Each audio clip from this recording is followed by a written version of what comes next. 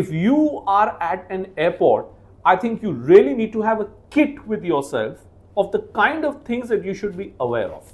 If you're flying anywhere around Delhi, to Delhi, or from Delhi, then rest assured that your experience may well be very, very tumultuous. The Ministry for Civil Aviation now has come up with a very clear-cut protocol, standard operating procedure, what needs to be done by airlines. The reality is this, folks. Private airlines in India, honestly speaking, do not keep the convenience of passengers as a premium. Now, I'm not making any populistic statement. Just ask yourself. Every time you've gone on an app, Make My Trip, Clear Trip, whatever, and if you make a booking and then you choose for some reason to cancel that booking, have you ever understood, have you ever figured out how much money you lose? So either at the outset you're willing to insure your ticket, but if the flight gets delayed, you honestly have no recourse, because in the ticket which is issued by the airline, there are two clauses that you will be compensated to some degree only and only if it is a delay which is due to a fault of the airline. Now, fog is not due to a fault of the airline.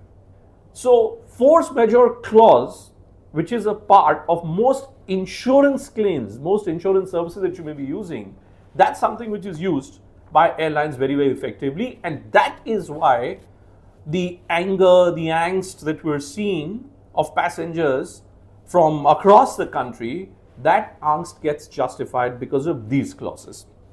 Now, Jyotirtha Scindia has set up a war room.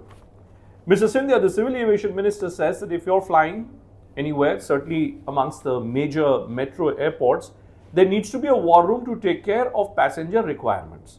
Passenger requirements are very simple. We need some clear-cut communication.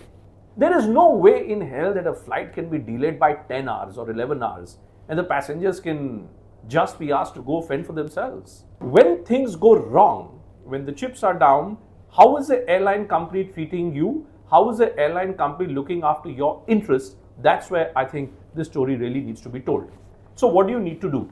That when you book a ticket, you need to look at the ticket booking carefully. You need to look at what will be the amount that will be refunded to you should you cancel a ticket. What is it that you should be paying should you want to have some flexibility? Suppose you don't want to fly tomorrow and you have a ticket which you book. You want the flexibility of changing your ticket. Well, then you got to be ready to pay a little more at the outset itself. That's where most passengers end up being fooled. Can the present Civil Aviation Minister really unleash a mass information-based campaign for everyone to know what do you really need to do?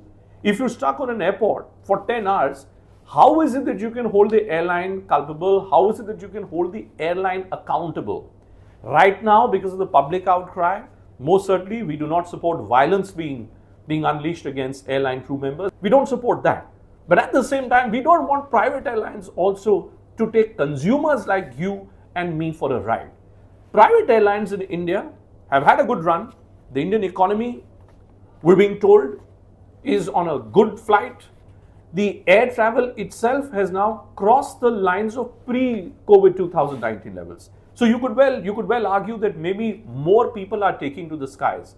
Well, if people are taking to the skies, people will also demand greater accountability. And it's time, I think, that private airlines start appreciating that. Reality is, at this stage, they're not.